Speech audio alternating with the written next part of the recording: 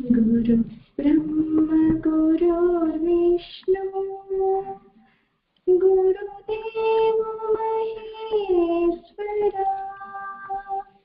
गुरु साक्षात् परब्रह्म तस्मै श्री गुरवे नमः।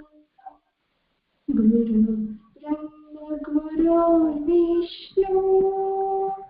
गुरुदेव महेश्वरा गुरु साक्षात् परब्रह्मं तस्मै श्री गुरवे नमः।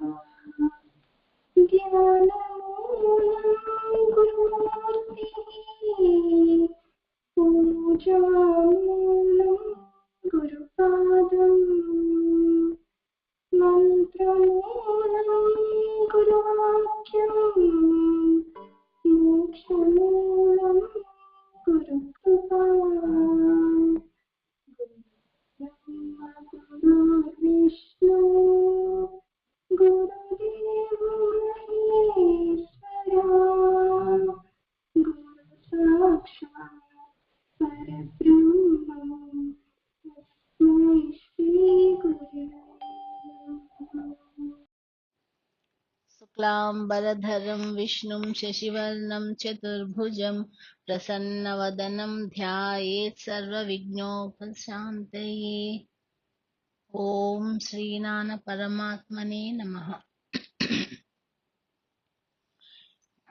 ఈ లోకంలో అండి ప్రతి మానవుడు అతడు తెలివైన వాడైనా తెలివి తక్కువ వాడైనా డబ్బులు ఉన్నవాడైనా డబ్బు లేనివాడైనా చదువుకున్నవాడైనా అక్షర జ్ఞానం లేనివాడైనా చిన్నవాడైనా పెద్దవాడైనా స్త్రీ అయినా పురుషుడైనా ఎవరైనా సరే హాయిగా ఆనందంగా ఉండాలని సుఖంగా జీవించాలని ఏ కష్టాలు బాధలు భయాలు దుఃఖాలు లేకుండా ఎప్పుడూ సంతోషంగా బతకాలని కోరుకుంటాడండి.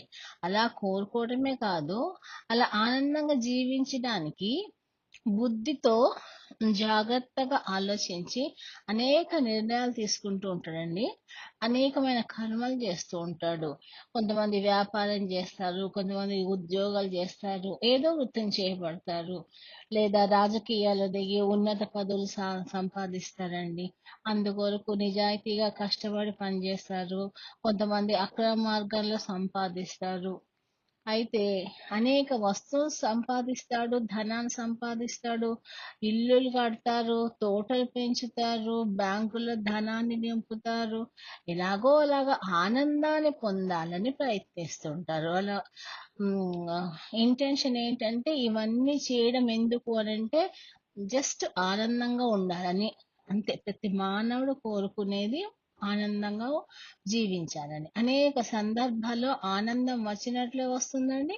ఆ తర్వాత ఆ వస్తువు పోవడం వల్లనో, లేకపోతే పదవి పోవడం వల్లనో, లేకపోతే శత్రువుల వల్లనో, లేకపోతే తన కోరికల స్వభావం మారడం వల్లనో ఆ వచ్చిన ఆనందం వచ్చినట్లే వచ్చి ఆవిరైపోతుంది అనమాట.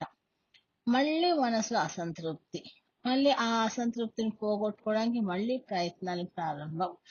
మళ్ళీ వాటి వల్ల ఆనందం వస్తుంది, కానీ అది తాత్కాలికమే. మళ్ళీ అసంతృప్తి. కొందరికి ఎన్ని సంపదలున్నా, ఎంత ధనం ఉన్నా చాలదండి, ఇంకా కావాలి ఇంకా కావాలి. అదొక రకమైన అసంతృప్తి అన్నమాట. ఇంకా కొందరికి తమకు లేదని కాకుండా ఎదుటివాడికి ఉన్నది అనే బాధ, అసూయ. కొందరికి ఉన్నవి చేజారిపోతాయేమోనని భయం, ఏ క్షణం ఏమవుతుందో అని భయము. ఈ శోకము, భయము ప్రతి మానవుడిని వెంటాడుతూనే ఉంటాయండి. ఇంకా ఇన్ని భయాల మధ్య ఇంకా ఆనందం ఎక్కడొస్తుంది? ఆనందం లేదు. ఒకవేళ ఉన్నా ఎంతకాలం ఉంటుంది? ఒకవేళ అన్ని బాగున్నా క్రమక్రమంగా మన దేహంలో మార్పులు చోటు చేసుకుంటున్నాయి కదండి. ఇంద్రియాలు క్రమంగా పనిచేయడం మానేస్తున్నాయి, వృద్ధాప్యం మీద పడిపోతుంది, రోగాలు వచ్చేస్తున్నాయి ఒకటి. చివరికి ఏదో ఒక నాటికి ఈ దేహం రాలిపోవలసిందే. మళ్ళీ ఇంకో జన్మ. ఆ జన్మలో మళ్ళీ ఆనందం కోసం పరుగులు.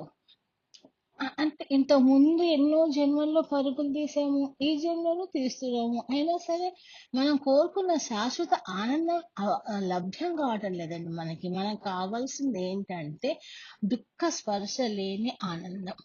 శాశ్వతమైన ఆనందం. Unbroken happiness. ఎండ్‌లెస్ హ్యాపీనెస్ కావాలి మనకి. మార్పు లేని ఆనందం. కానీ మనకు వస్తుంది ఏంటి అంటే తాత్కాలికమైన ఆనందం. దుఃఖంతో, భయంతో కూడి ఉన్న ఆనందం వస్తుందండి మనకి. ఏ మాత్రం పరిస్థితులు మారినా జారిపోయే ఆనందం. ఇది కాదు మనం కోరుకుంటుంది. మరి మనం కోరుకునే ఆనందం మనకి ఎందుకు రావడం లేదు? అంటే పుట్టిన దగ్గర నుండి చనిపోయేంత వరకు ఎన్ని కర్మలు చేసినా, ఎన్ని సంపదను మనం కూడబెట్టినా, ఎందరు వ్యక్తులను తన వారుగా చేసుకున్నా, ఎందుకు ఈ శాశ్వతమైన ఆనందం దక్కడం లేదు? ఈ ప్రపంచంలో ఎంత దూరం పరిగెత్తినా పరుగులే తప్ప శాశ్వతమైన ఆనందం లభించడం లేదేంటి? పైగా ఆనందం కోసం కర్మలు చేస్తున్న కొద్దీ కర్మఫలాలు, వాసనలతో కూడుకున్న ఫలితాలు అవి మనను మరింత బంధిస్తున్నాయండి. ఈ జనన చక్రంలో పడేస్తున్నాయి అనమాట. జన్మ వస్తే కర్మ చేస్తాం. కర్మ వస్తే మళ్ళీ కర్మ ఫలితంగా మళ్ళీ జన్మలు వస్తాయి. మళ్ళీ కర్మ చేస్తాం. ఈ వలయంలో ఈ సుడిగుండాల్లో మనం తిప్పుతున్నాయి అన్నమాట. ఎందుకంటే ఈ లోకంలో వస్తువులు గాని, విషయాలు గాని, భోగాలు కానీ అనిత్యమైనవి. అనిత్యమైన విషయాలు అనిత్యమైన ఆనందాన్ని ఇస్తే గాని శాశ్వతమైన ఆనందాన్ని ఇవ్వలేవు కదండి. మరి ఏంటి దీనికి పరిష్కారం అంటే శాశ్వతమైన ఆనందం నీకు కావాలంటే ఆ అశాశ్వతమైన అనిత్యమైన వస్తువుల వెంట ఆ విషయాల వెంట పడకూడదండి. శాశ్వతమైన వస్తువు ఏదో తెలుసుకొని ఆ వస్తువును పొందడానికి ప్రయత్నం చేయాలన్నమాట. శాశ్వతమైన వస్తువు పరమాత్మ. కనుక పరమాత్మను తెలుసుకొని ఆయనను ఆశ్రయించాలి. ఆయనకు దగ్గర కావాలన్నమాట. ఆయనతో ఐక్యం అవ్వాలి. అప్పుడే శాశ్వతమైన ఆనందం అంటే దుఃఖ స్పర్శ లేనటువంటి ఆనందం మనకి కలుగుతుందండి. అసలు దీని అంతటికి కారణం ఏంటంటే పరమాత్మ నుండి జీవుడు వేరైపోయాడండి. అనాది కాలంలో ఎప్పుడు వేరైపోయాడో తెలియదు కానీ దుఃఖం అనుభవిస్తున్నాడు. పరమాత్మ అంటే ఎవరు అంటే ఆనంద సాగరం. మన హృదయంలో ఉన్న ఆనంద సాగరం అన్నమాట. ఆ ఆనంద సాగరం నుంచి విడిపోయి సంసార సాగరంలో పడిపోయి నానా బాధలు పడుతున్నాడండి మానవుడు. ఏదో ఒక సాధన చేత, ఏదో ఒక ఉపాయం చేత తిరిగి మన పుట్టింటికి చేరుకోవాలన్నమాట. ఇప్పుడు చూడండి ఎగ్జాంపుల్ ఒక నది ఉంది. నది ఎక్కడ పుట్టింది అంటే నది సముద్రంలో పుట్టింది. గ్రీష్మ ఋతువులో సముద్రంలో నీరు ఆవిరైపోతుందండి. ఆవిరై మేఘ రూపంలో పరిగణిస్తుంది అనమాట. ఆ మేఘము పర్వతముల మీద వర్షిస్తుందండి. ఆ వర్షించిన నీరు నదీ రూపంగా వచ్చి ప్రవహించి తిరిగి సముద్రంలో చేరిపోతుంది అనమాట. ఎంత చక్కటి పాఠం బోధిస్తుంది చూడండి నది. ఆ నది ఏం చేసినట్టే మెట్టా పల్లాలు దొర్లి దొర్లి ప్రవహించి ఎక్కడ ఆగకుండా సముద్రంలో చేరి విశ్రాంతి తీసుకుంటుంది. అయితే మనం కూడా ఆ పరమాత్మ నుంచి ఏనాడు వేరైపోయామో తెలియదండి. పుట్టడము, చావడము, దుఃఖం అనుభవించడము. అంటే మన లక్ష్యాన్ని మనం మర్చిపోయామన్నమాట. అసలు జీవుడు ఎక్కడి నుంచి బయలుదేరాడు అంటే ఆనందం అని ఉపనిషత్ చెప్తుందండి. ఆనందంలో పుట్టాడు జీవుడు. ఆనందంలో పెరుగుతాడు. తిరిగి ఆనందంలో చేరిపోతాడు అనమాట. కనుక ఆనందం మన యొక్క నిజ స్వరూపం అనమాట. మన నిజ స్వరూపం ఏంటంటే సత్ చిత్ ఆనందం అన్నమాట. దాన్ని సత్యం అంటారు, అనంతం అంటారు, ఆనందం అంటారు, జ్ఞానం అంటారు. ఇవన్నీ ట్రూత్ కి డిఫరెంట్ నేమ్స్ అన్నమాట. ఇప్పుడు చూడండి ఎవరైనా ఇద్దరు కలుసుకుంటే ఏమండి ఏమైంది అలా ఉన్నారేంటి, ఏదోలా ఉన్నారు, బాగలేరేంటి, ఈ రోజు మీరు సంతోషంగా లేదేంటి అని అడుగుతున్నాము. ఎందుకంటే సంతోషం అనేది మన యొక్క నిజ స్వరూపం అండి. మన యొక్క యథార్థ స్వరూపం అంట. అయితే మన ఈ యథార్థ స్వరూపము రాత్రి గాఢ నిద్రలో అనుభవిస్తున్నామండి. ఎందుకంటే మనసు డిజాల్వ్ అయిపోతుంది. గాఢ నిద్రలో మన మనసు డిజాల్వ్ అయిపోతుందన్నమాట. అయితే వరల్డ్ ఈజ్ మైండ్స్ క్రియేషన్ అండి. If the mind dissolves there is no world at all. అయితే రాత్రి పొందేది జడ స్వరూపం. అక్కడ ఎరుక లేదండి. మనం ఆనందంగా ఉన్నాము కానీ మనకు అక్కడ ఎరుక లేదు కాబట్టి అది మోక్షం కాదనమాట. That is just for the sake of health అన్నమాట. ఆరోగ్యం కోసం నిద్ర, కానీ మోక్షం కోసం కాదనమాట. మోక్షం కావాలంటే రాత్రి ఏ విధంగా అయితే మనసు ఆత్మలో లీనమైందో ఆ విధంగా మేలుకువగా ఉన్నప్పుడు మనము ఆత్మలో ప్రయత్నం చేసి, దాన్ని సాధన అంటారు, ప్రయత్నం చేసి లయం అవ్వాలన్నమాట. దాన్ని సమాధి స్థితి లేక తురియ స్థితి అని అంటారండి. సూపర్ కాన్షియస్నెస్ అన్నమాట. Withdrawing mind from outer world, దీనిని ప్రత్యాహారం అంటారండి. అక్కడ నుంచి తీసుకొచ్చి ఎక్కడ పెట్టాలి మనసుని అంటే ఆత్మ సంస్థ మన కృత్వ నకించదపి చింతయ్యేత్. 6వ అధ్యాయంలో చెప్పాడు కదండి శ్రీకృష్ణ పరమాత్మ. ఇది కష్టమే కానీ we have to make effort and tremendous practice అండి. ఇప్పుడు మనసుని తీసుకెళ్ళి హృదయంలో లయం చేయాలి, సాధనతో మనము తెలుసుకోవాలి, విచారణ చేసి తెలుసుకొని హృదయం లోపలికి వెళ్ళాలి కదండి. ఆత్మలో ఐక్యం అవ్వాలి. ఇది అసాధ్యం అని చెప్పలేదండి, సుసాధ్యం అని కూడా చెప్పలేదు. అది కష్టసాధ్యం అన్నాడు కృష్ణుడు. అంటే ప్రయత్నపూర్వకంగా సాధన చేసి మనం పొందాలన్నమాట. The destiny is in our hands అండి. అంటే అది ఎలాగా అంటే ఈ రోజు మనం ఏం పని చేస్తున్నాము అదే పని రేపు కనుక రిపీట్ చేస్తే ఇట్ బికమ్స్ ఎ టెండెన్సీ అన్నమాట. ఆ టెండెన్సీని రిపీట్ చేస్తే ఇట్ బికమ్స్ ఎ హ్యాబిట్. ఆ హ్యాబిట్ ని మనం రిపీట్ చేస్తే it becomes a character. Character ని రిపీట్ చేస్తే ఇట్ బికమ్స్ ఎ డెస్టినీ అన్నమాట. So destiny is in our hands అని చెప్తారండి, మన చేతిలోనే ఉంది. ఇప్పుడు చూడండి, ఇటు పోతే పర్ఫెక్షన్, అటు పోతే ఎంజాయ్మెంట్, ఇటు పోతే స్వర్గం, అటు పోతే నరకం.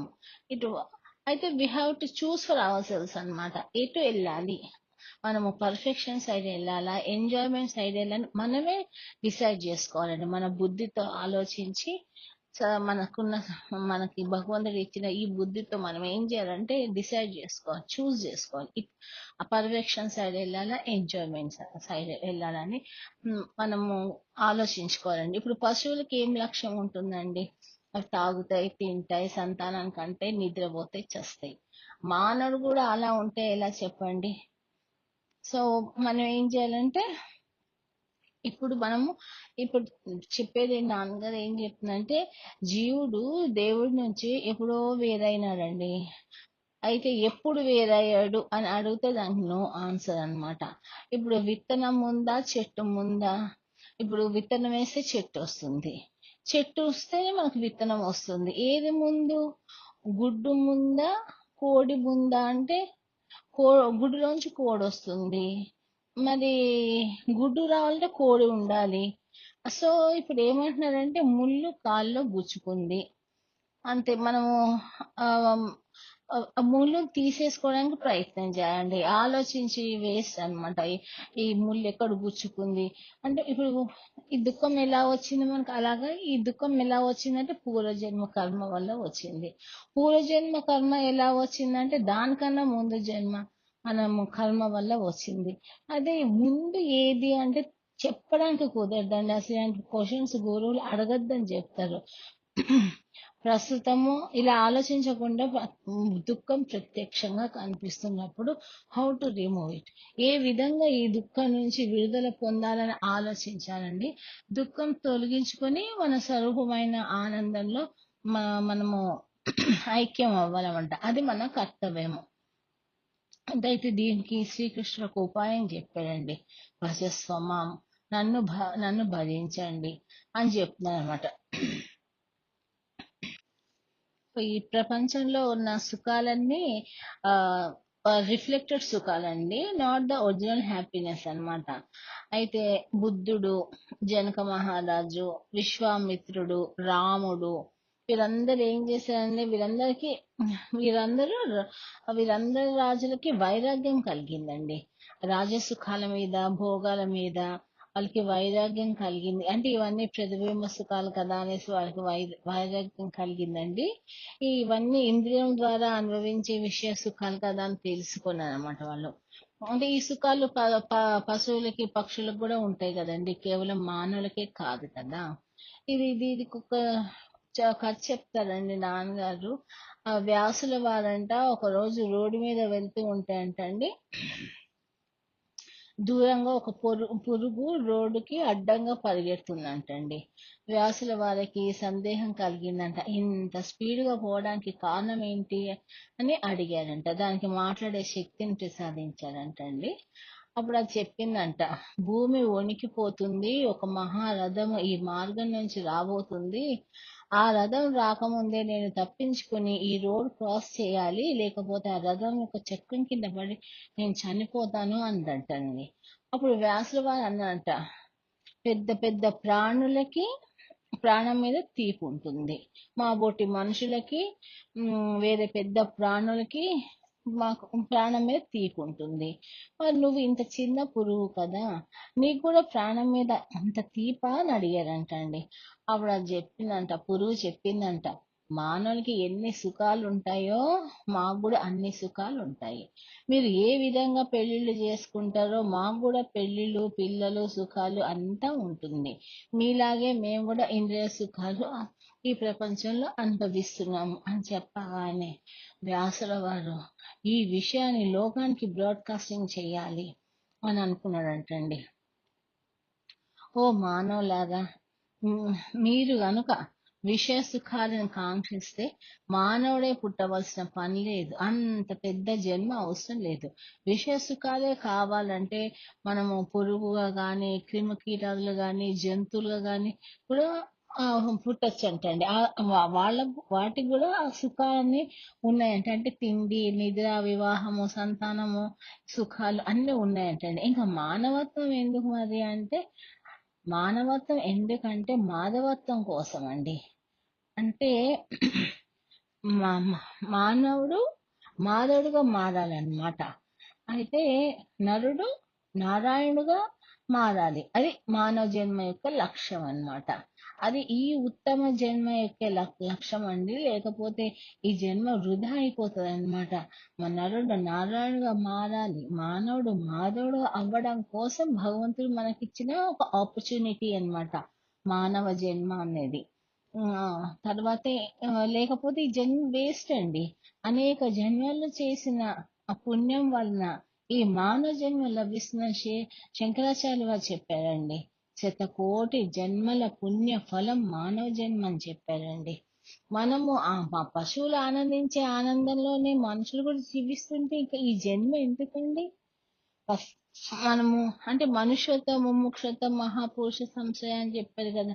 మనిషి జన్మ రావడం అంటే అది ఎంతో దుర్లభం అని చెప్పారండి. కాబట్టి మనము చాలా మా అంటే మనము పతనం కాకుండా ఉండడానికి మనము ముందే ఏర్పాట్లు చేసుకొని ముముక్షత్వం కలిగి ఉండి మహాపురుషుడిని మనం ఆశ్రయించాలండి. అంటే మానవుడికి కావాల్సింది క్షరవస్తువులు కావండి. క్షరవస్తువులు పశువులు కూడా అనుభవిస్తున్నాయి. ప్రాణకోట్లు అన్ని క్షరమే. భగవంతుడు అక్షరం అండి. హూ ఇస్ గాడ్ అంటే అక్షరం బ్రహ్మ పరమం. That which is imperishable, that which is permanent, అది గాడ్ అన్నమాట. ప్రపంచంలో అన్ని వస్తువులు కాలగర్వంలో కలిసిపోతాయండి. కామన్ సెన్స్ ఉన్నవాడు, విఘ్నుడైనటువంటి వాడు శాశ్వతమైన ఆనందాన్ని కోసం ప్రయత్నం చేస్తాడు. తీవ్ర వైరాగ్యం ఉన్నవాడికి ఆత్మజ్ఞానం లభిస్తుందంటండి. మోక్షానికి గ్రౌండ్ ప్రిపరేషన్ వైరాగ్యం అండి. ఇప్పుడు తీవ్ర వైరాగ్యం ఉన్నవాడికి ఆత్మజ్ఞానం కలుగుతుందంటండి. భూమిని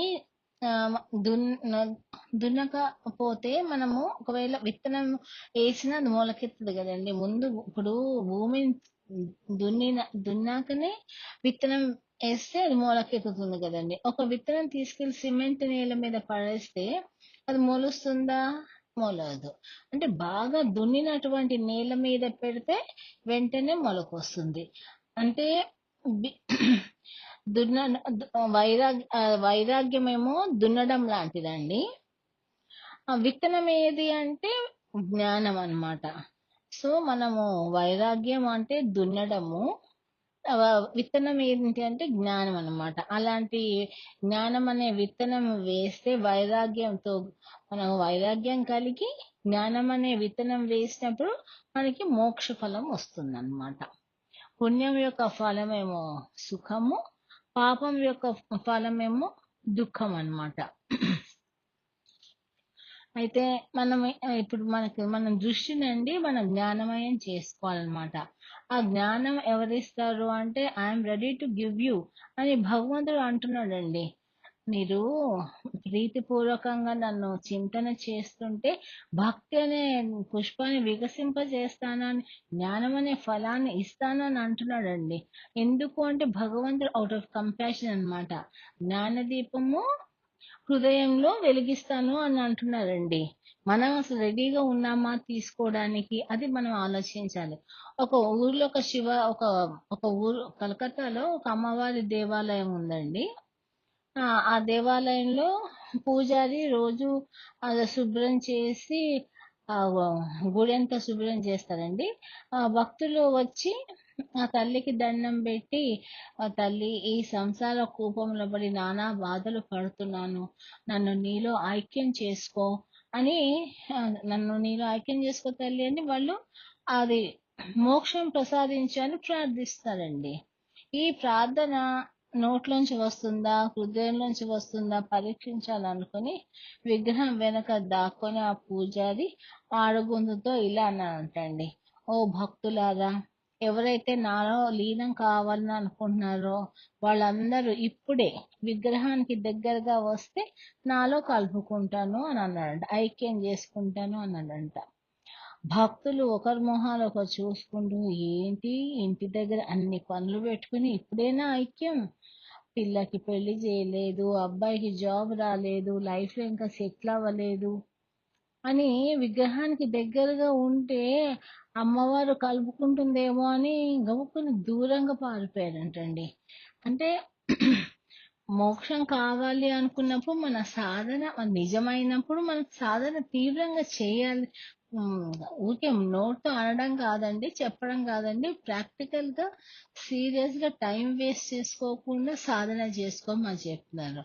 అంటే ఉమ్, మీరు ఎంత జపం చేస్తారో ఆ క్వాంటిటీ అక్కర్లేదండి. ఉమ్, ఇప్పుడు రామకోటి ఎన్నిసార్లు రాశారు, ఇది అడగారండి. భగవంతుడికి క్వాంటిటీ అక్కర్లేదండి, హీ వాంట్స్ క్వాలిటీ అన్నమాట. మనకి భక్తి ఉందా లేదా, ఏకాగ్రత ఉందా లేదా, శ్రద్ధ ఉందా లేదా చూస్తాడు గాని లక్షవత్తుల దీపం వెలిగించామా, కోటి బిల్వపతితో పూజ చేశామా, ఇది కాదండి.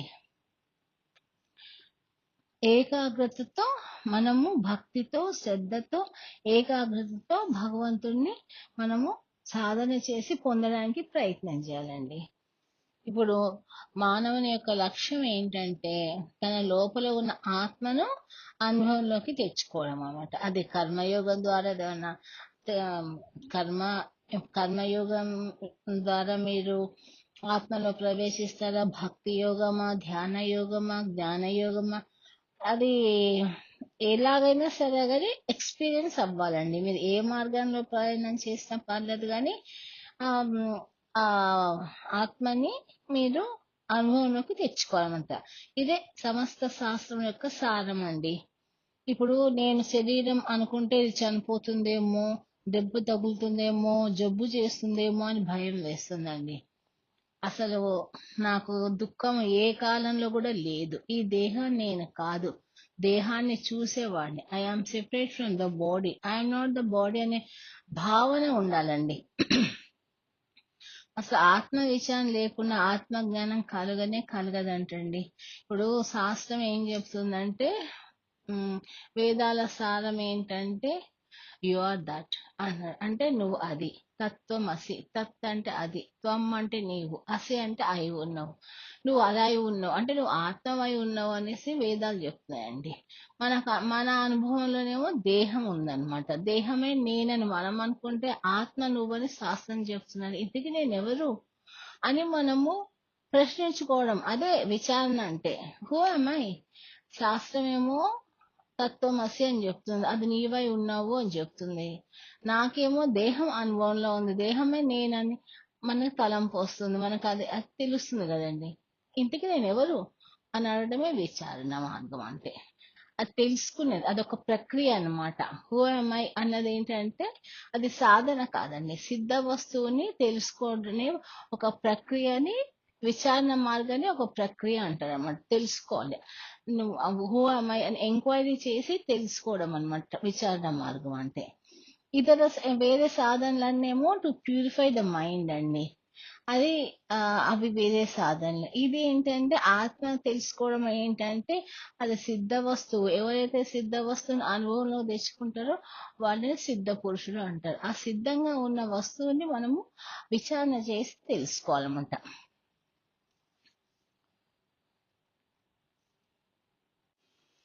ఈ మనస్సు యొక్క మూలంలో భగవంతుడు ఉన్నాడండి.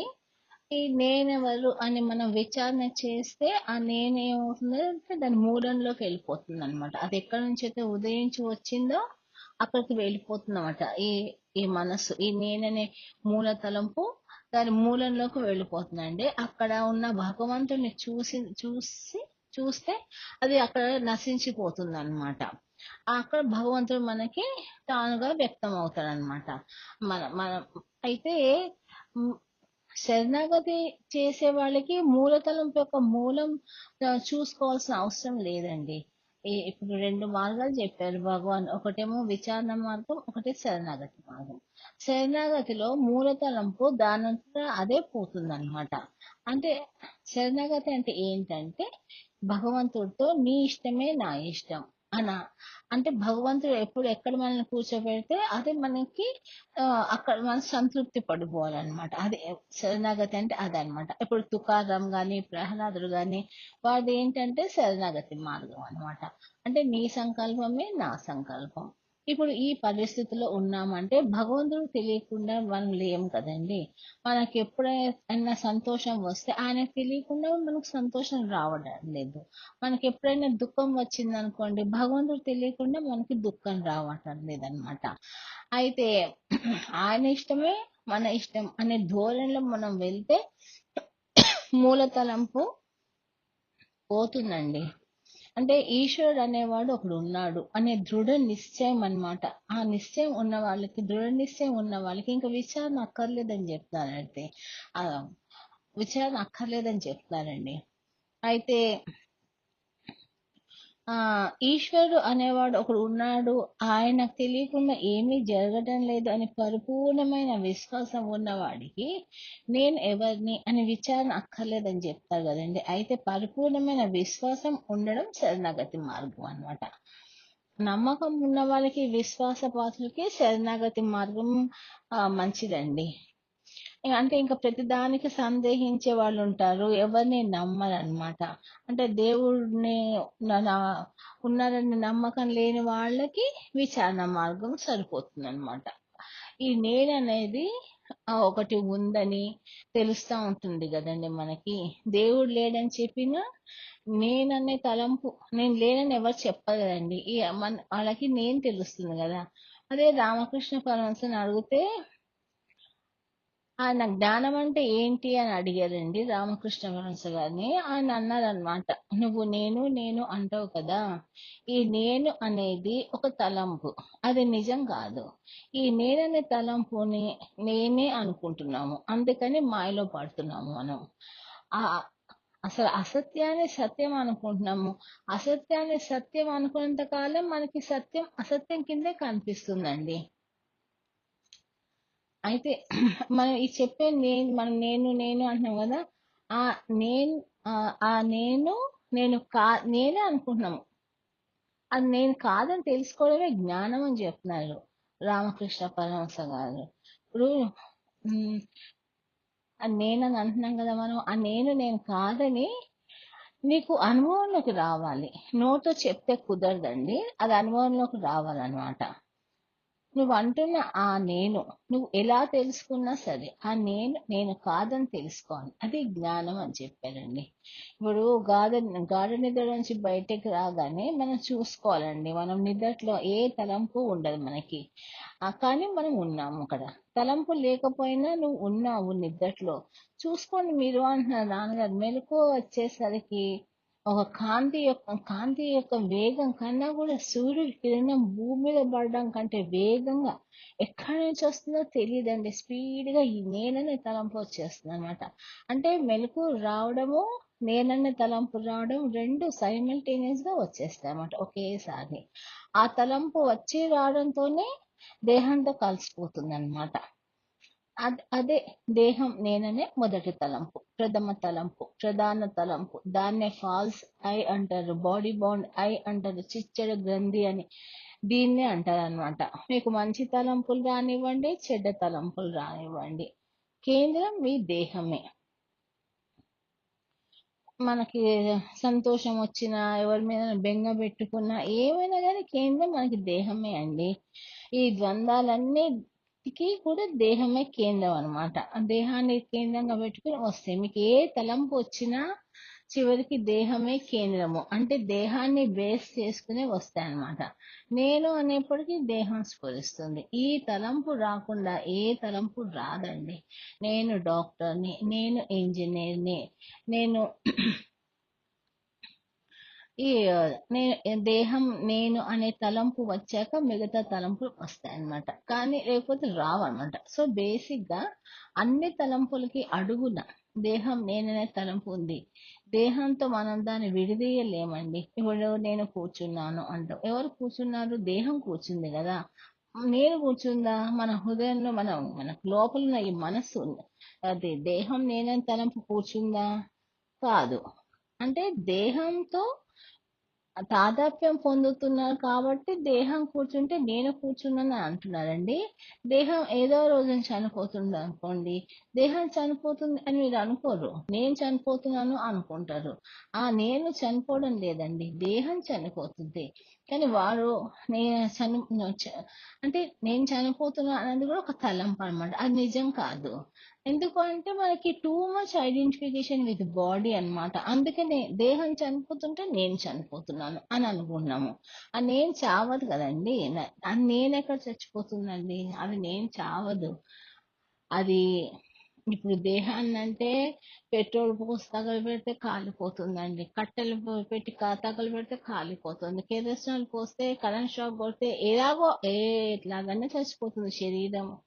కానీ ఈ నేను అలా చావదండి. ఏ శ్మశానంలో కూడా కాలదండి ఈ నేను. అది ఎక్కడ కాలుతుంది అంటే మహా శ్మశానం మన హృదయంలో ఉంది. మన హృదయంలో ఈ మనసు కాలిపోయే మహాశ్మశానం అది అక్కడికి వెళ్తే కానీ అది చావదండి. దాన్ని పంపాలి అక్కడికి. ఏదో ఒక ఉపాయం, ఏదో ఒక యోగం, ఏదో ఒక మార్గంలో ప్రయాణం చేసి, ఏదో ఒక సాధన చేసి అది ఎక్కడి నుంచి పుట్టుకొని వస్తుందో అక్కడికి పంపించేసామనుకోండి. అక్కడున్న భగవంతుని చూస్తే అప్పుడు అది నశించిపోతుంది అనమాట. దాని పీడ మనకి విరగడవుతుంది. మన సాధన అంతా గురి అంతా ఒక్కటే. శిరస్సులో ఉన్న మనస్సుని దాన్ని మనము హృదయంలోకి పంపాలన్నమాట.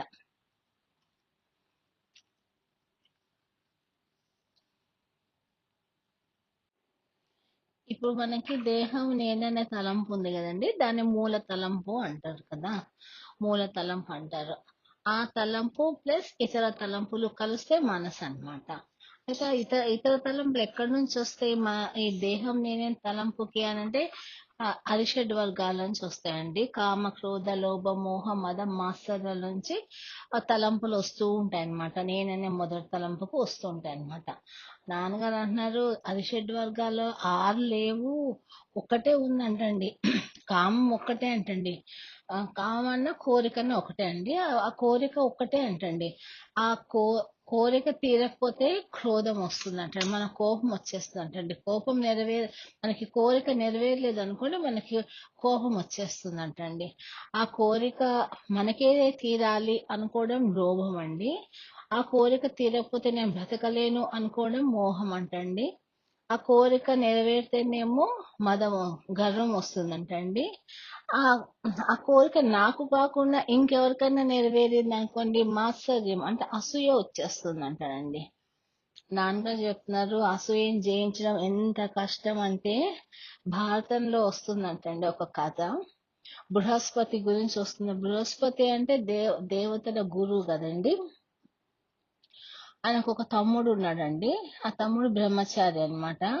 ఆయనను పెద్ద పెద్ద వారు పిలిచి వారికి ఏ కోరిక నెరవేరటం లేదో ఆ కోరిక నెరవేరాలంటే ఏ యజ్ఞం చేయాలో అది చేయమని అడిగితే ఆ యజ్ఞము వేదంలో అంటే ఎవరికైనా ఒక కోరిక ఉందని అనుకోండి, ఆ కోరిక నెరవేరాలంటే ఏ యజ్ఞం చేయాలో అది చేయమని అడిగితే ఆ యజ్ఞం వేదంలో చెప్పబడినట్టుగా ఈ బృహస్పతి తమ్ముడు చేసేవాడంటండి. చేసినప్పుడు వారి కోరిక నెరవేరేవంట. అయితే ప్రజల కోరికలు నెరవేరేటప్పటికి ఆయనకి గౌరవం వస్తుంది కదా. బృహస్పతి తమ్ముడు యజ్ఞాలు బాగా చేస్తున్నాడు, వాడు చేసిన యజ్ఞాలకు కోరికలు నెరవేరుతున్నాయి అని చెప్తే ఆ కీర్తి విని బృహస్పతి అంతటి వాడికి అసూయ వచ్చేసిందంటండి.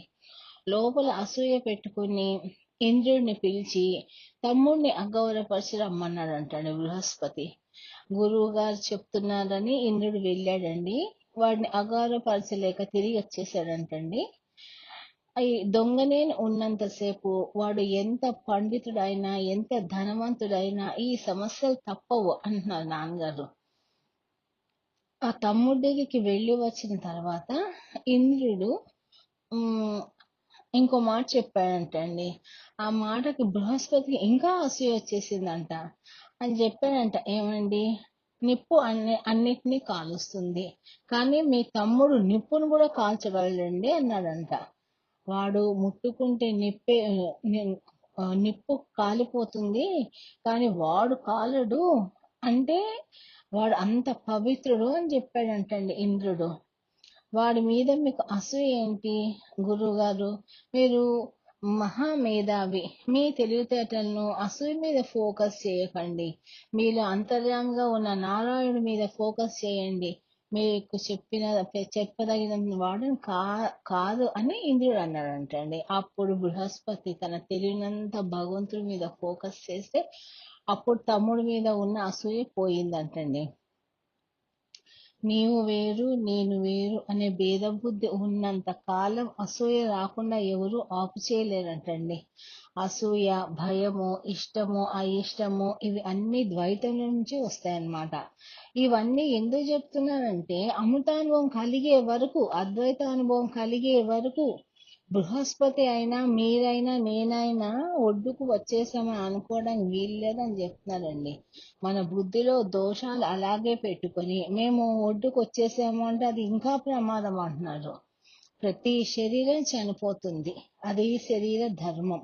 మనం సంపాదించిన డబ్బు, మన వస్తువులు, బట్టలు ఇవి ఏవి మరణానంతరం మనకు కూడా రావండి.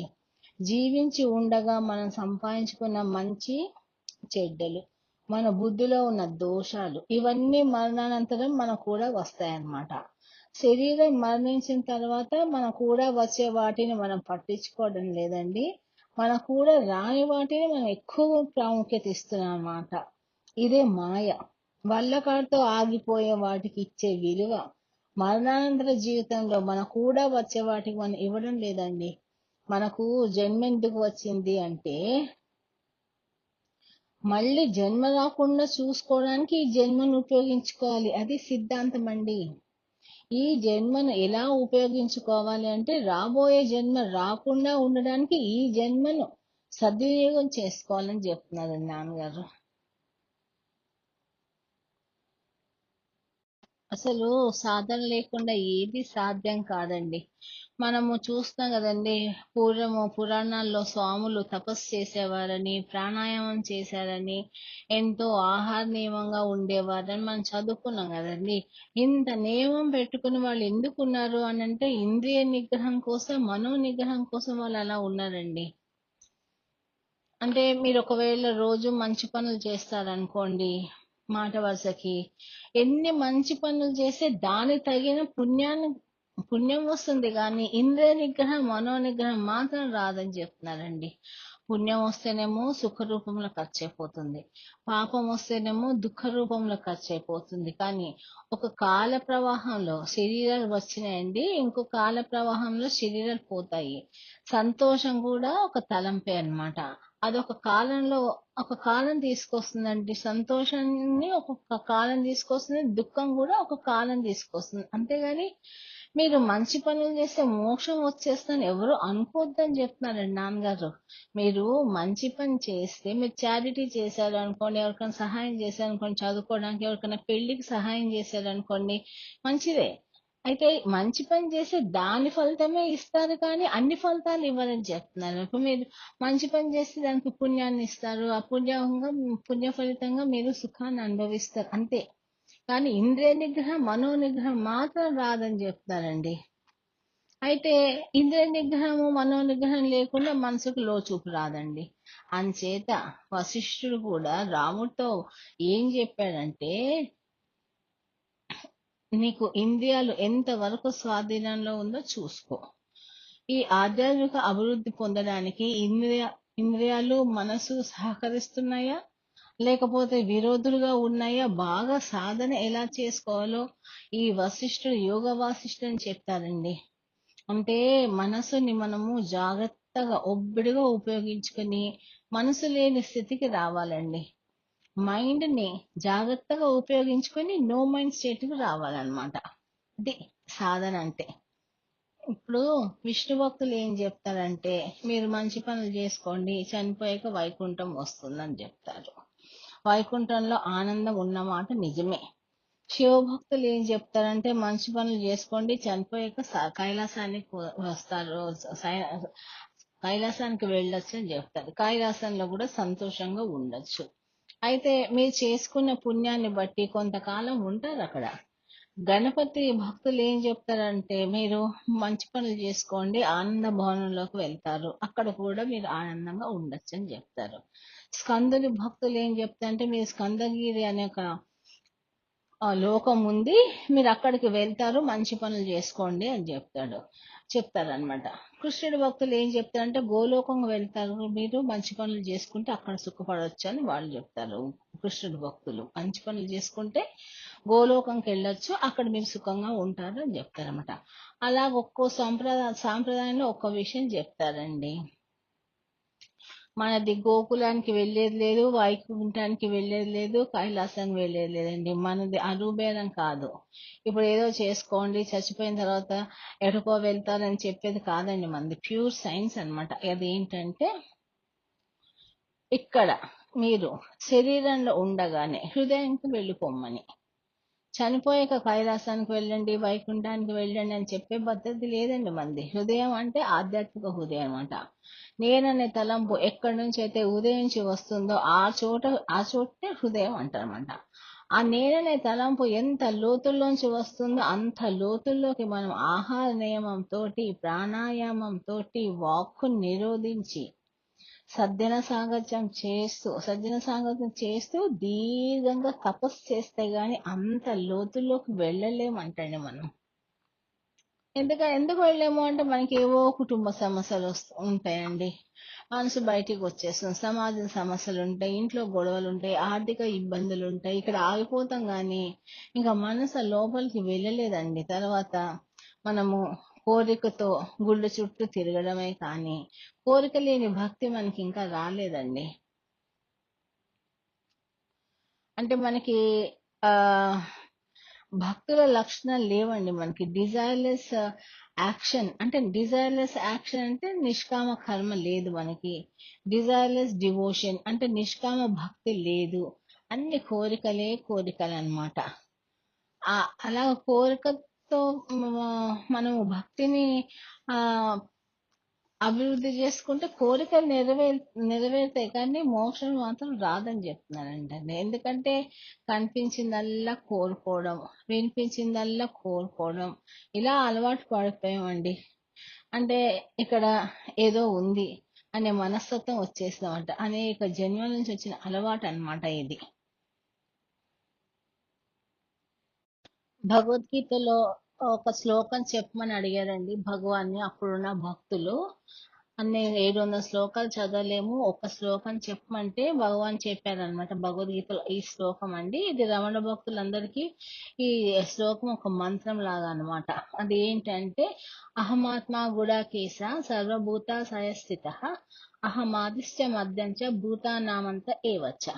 ఈ శ్లోకము రమణ భక్తులకి ఇది ఒక మంత్రం లాగా అనమాట. కృష్ణుడు చెప్పిన ఈ శ్లోకం మీదే గురి పెట్టండి అని భగవాన్ అన్నారండి. అంటే భగవంతుడు అంత అహమాత్మ గుడాకేశ అంటే భగవంతుడు అంతర్యామిగా లేకుండా అసలు దేహం రాదండి. అది పాము దేహం అవ్వచ్చు, మానవ దేహం అవ్వచ్చు, దేవతలకు సంబంధించిన దేహం అవ్వచ్చు. సమస్త జీవకోటి యొక్క హృదయాల్లో చైతన్యంగా ఉన్నాను. అహమాత్మ గుడాకేశ అంటే ఇదన్నమాట. సమస్త జీవకోటి యొక్క హృదయాల్లో చైతన్యంగా ఉన్నాను.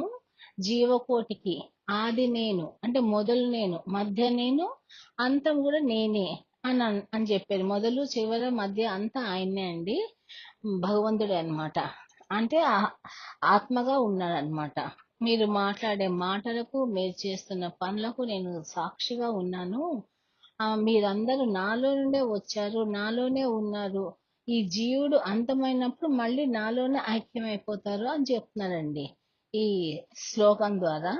శ్రీకృష్ణుడు చెప్పింది ఏంటంటే, అందరి హృదయాల్లో నేను అంతర్యామిగా, నేను అంటే ఈశ్వరుడు అన్నమాట, ఆత్మగా ఉన్నాను. అంటే ఇది ఈ సృష్టి స్థితి లయములో ఉన్న ఇవన్నీ నేనే ఉన్నానని పరమాత్మ చెప్పాడండి. అంటే ఇది ఊరికే మన నోటితో చెప్పుకుంటున్నాం కానీ ఇది మనకు అనుభవంలోకి రావాలండి. అప్పుడు మనకి ఆత్మజ్ఞానం కలుగుతుంది అనమాట. మీరు చెడ్డ ప్రారంధం అనుభవిస్తారనుకోండి, లేకపోతే మంచి ప్రారంధమే అనుభవిస్తారనుకోండి, ఇదంతా దేహానికి మనకు సంబంధించిన విషయాలే, ఇదంతా స్వప్నమే. కృష్ణుడు చెప్పిన చైతన్యం తప్పించి ఏదైనా మనస్సు యొక్క కల్పితం అండి. అయితే మీకు పరిస్థితులు బాగా ఉన్నాయనుకోండి, పొంగిపోతున్నారు అనుకోండి, లేకపోతే పరిస్థితులు వ్యతిరేకంగా ఉన్నాయనుకోండి, మీరు కుంగిపోతున్నారు అనుకోండి, మీకు వైరాగ్యం లేకపోవడం వల్ల ఇదంతా వస్తుంది. సో ఆధ్యాత్మిక మార్గంలో అభివృద్ధికి రావాలంటే పునాదిగా ఎంతో కొంత మనకి వైరాగ్యం ఉండాలండి. వైరాగ్యం లేకుండా జ్ఞానం రాదని చెప్తున్నారు. మీకున్న భక్తి నిజమైతే లోక ఆకర్షణ వచ్చి మీ మీద పడకుండా ఆ భక్తి మీకు కవచంలాగా కాపాడుతుందని రామకృష్ణుడు చెప్పారండి. అంటే లోకానికి సంబంధించిన గాయాలు మీకు తగలకుండా మీ భక్తే మిమ్మల్ని కాపాడుతుంది. అలా ప్రహ్లాదుడిని కాపాడిందని చెప్తున్నారండి. అందుచేత మనకు శరణాగతి భావన చాలా ముఖ్యం అని చెప్తున్నారండి. పరమ పవిత్రుడు కాని భగవంతుడు సన్నిధానంలోకి చేరుకోలేడంటే, పరమ పవిత్రుడు అయితేనే భగవంతుడు సన్నిధానంలోకి చేరుకోగలడంటండి. అంటే మనస్సు పవిత్రం చేసుకోవడానికి, ఏకాగ్రం చేసుకోవడానికే ఈ సాధనలు, ఈ యోగాలు, అభ్యాసాలు, ఈ సత్పురుషుల సహవాసాలు, ఇవి అన్ని దానికోసమే అండి. అంటే నువ్వు సాధన చేసేటప్పుడు ఏదైనా మహిమలు రావచ్చు, కొంచెం శాంతిగా ఉన్నట్లు అనిపించవచ్చు, కానీ అక్కడితో ఆగిపోవద్దని చెప్తున్నారండి. మనసు అడిగినప్పుడు కొంత ఆనందం రావచ్చు, అక్కడ ఆగిపోవద్దు, ఇంకా లోపలికి వెళ్ళాలి, ఇంకా లోపలికి వెళ్ళాలంటండి. ఈశ్వరుడు మన హృదయంలో అంతర్యామిగా ఉన్నాడు కదా, వాడి దగ్గరికి చేరుకునే వరకు మీ ప్రయాణం ఆపు చెయ్యొద్దు, అదే గమ్యంగా పెట్టుకోండి అని చెప్తారండి. మనము ఆహారం తీసుకుంటాం కదండి, ఆ ఆహారం ఆ నోట్ ద్వారా మనం తీసుకున్న ఆహారమే ఆహారం అనుకుంటాం. కానీ ఇక్కడ భగవంతుడు ఏం చెప్తాడంటే, మీరు వినేది, మీరు చూసేది, మీరు మననం చేసేది, చెవులతో వినేది అన్ని కూడా ఆహారం కిందకి వస్తాయంటండి. చాలా జాగ్రత్తగా ఉండాలి. మనం వినే విషయాల్లో చాలా జాగ్రత్తగా ఉండాలంటే, వింటే మీరు భగవంతుడి గురించే వినండి అని చెప్తున్నారండి. మాట్లాడితే భగవంతుడి గురించే మాట్లాడండి, చూస్తే భగవంతుడు విగ్రహమో ఫోటోనో ఏదో పెట్టుకుని చూస్తూ ఉండండి అని చెప్తున్నారండి. అంటే ఏ వస్తువు బాగుపడాలో ఆ వస్తువు గురించి వినాలండి. ఆ వస్తువుతోటే మనం గురువుని చూడాలి, ఆ వస్తువునే మనం మననం చేస్తూ ఉండాలి, అప్పుడు మీరు తరుస్తారని చెప్తానండి. అంటే లోకానికి సంబంధించిన ప్రయోజనం కోరి చెప్తే అది మాట, కేవలం మిమ్మల్ని జ్ఞానగంగలో స్నానం చేయించని చెప్తున్నాడు. అది మాట కాదు, అది అనుగ్రహం అండి. గురువు చెప్పే మాట అది మాట కాదు, గురువు యొక్క అనుగ్రహం అన్నమాట. కాబట్టి మీరు వింటే గురువు చెప్పే మాటలు వినండి, భగవంతుడి విషయాలు చూస్తే భగవంతుడి వంక చూడండి, మాట్లాడితే భగవంతుడి గురించి మాట్లాడండి. ఇలా కాలక్షేపం చేయండి సాధకులు అని చెప్తున్నారండి. మనము బేసిక్ గా కృష్ణుని ఏమని ప్రార్థించాలంటే అండి, let noble thoughts come to my mind from every side and from all sides. ఎటు చూసినా ఎక్కడి నుంచి అయినా మనకు అన్ని వైపుల నుంచి మనకు మంచి ఆలోచనలు వచ్చేలాగా చూడమంటున్నాండి, మంచి తలంపులు వచ్చేలాగా చూడమని మనం కృష్ణుని ప్రార్థించాలంటే అండి. ఎటు చూసినా, ఏ దిక్కులో చూసినా, ఏ కోణంలోంచి వచ్చినా, కూర్చున్నా, నించున్నా నాకు హోలీ థాట్స్, పరమ పవిత్రమైన తలంపులు వచ్చేటట్టు నన్ను ఆశీర్వదించి కృష్ణ అని ప్రార్థించాలంటే అండి. భగవాన్ ఏం చెప్తారంటే, నీ తలంపుని బట్టి నీ మాట ఉంటుంది, నువ్వు చేసే పని ఉంటుంది, నీ తలంపుని బట్టి నువ్వు చేసే పని ఉంటుంది, నీ తలంపుల మీద ఆధారపడి నీ బిహేవియర్ ప్యాటర్న్ ఉంటుంది, మాట కానీ చేత కానీ బిహేవియర్ ప్యాటర్న్. అందుకే ఎటువంటి తలంపులు వస్తున్నాయో జాగ్రత్తగా చూసుకోమని చెప్తున్నానండి. అని నువ్వు మహర్షి అవ్వాలంటే, మహాత్ముడు అవ్వాలంటే, పరమహంసవి అవ్వాలంటే ఒక్కటే ఒకటి, నీ మైండ్ ని హ్యాండిల్ చేసుకోవాలి. అంటే ఒక డ్రైవర్ కార్ ని నడిపేటప్పుడు ఎంత జాగ్రత్తగా హ్యాండిల్ చేస్తాడో అలాగే నీ మనసుని హ్యాండిల్ చేసుకోవాలి, కంట్రోల్ చేసుకోమని చెప్తున్నారండి. ఇది ఈ ఈ రోజు ఇది ఈ సత్సంగం ముగించే ముందు నేను ఒక భగవద్గీతలో ఒక శ్లోకం చెప్పుకుందామండి మనము. అదేంటంటే, సర్వధర్మాన్ పరిత్యజ్య మాం ఏకం శరణం వ్రజ, అహం సర్వ పాపేభ్యో మోక్షయిష్యామి మా శుచః. మొదటి పాదంలో ఏం చెప్తున్నానంటే, నువ్వు చేయవలసింది చెయ్యి అని చెప్పాడండి కృష్ణుడు పరమాత్మ వాసుదేవ స్వామి. నన్ను గతిగా పెట్టుకున్నప్పుడు, నన్ను ధ్యేయంగా పెట్టుకున్నప్పుడు, నన్ను ఉపాయంగా పెట్టుకున్నప్పుడు నువ్వు చేయవలసింది నువ్వు చెయ్యి.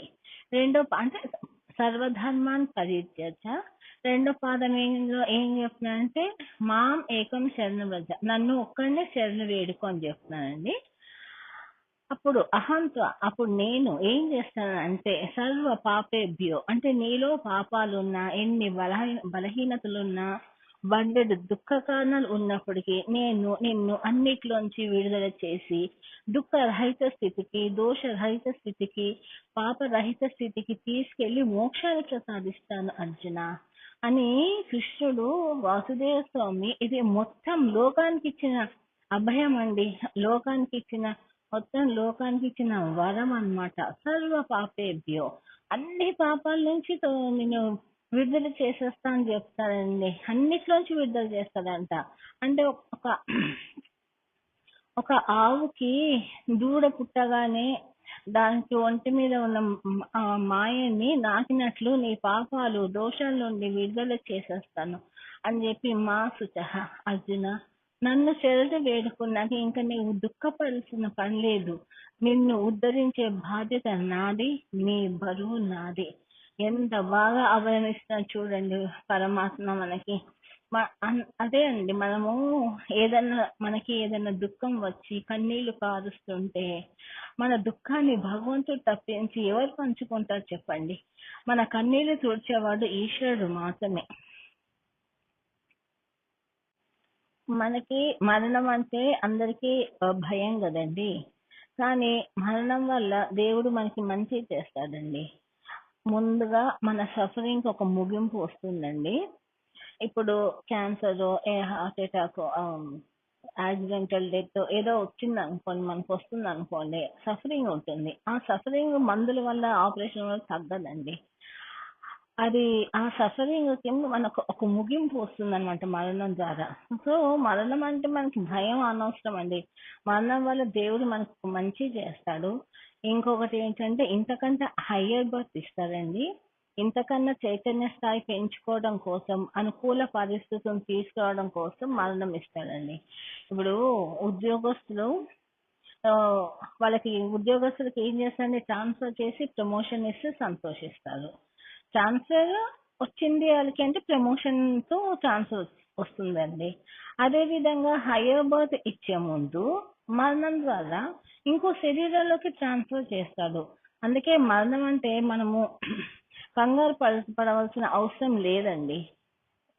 మరణాన్ని మీరు ఆప్యాయంగా వెల్కమ్ చేయండి అని చెప్తున్నారు అన్నమాట నాన్నగారు. ఇంతటితో ఈరోజు ఈ సత్సంగం ముగిస్తున్నానండి. ఓం శ్రీనాన్న పరమాత్మనే నమః. ఓం శాంతి శాంతి శాంతి. గురు రూపము గిరి రూపము శ్రీనాన్న పాదమే మాకు శరణ్.